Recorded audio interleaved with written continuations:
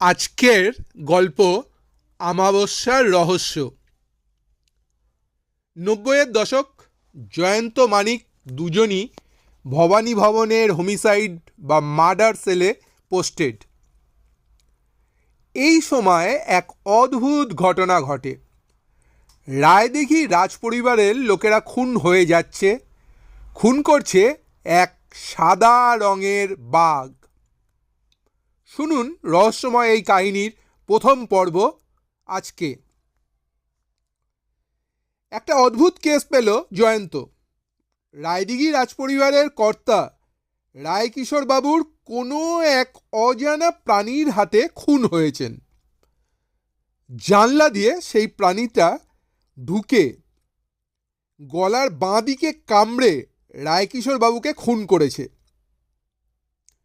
এর পরে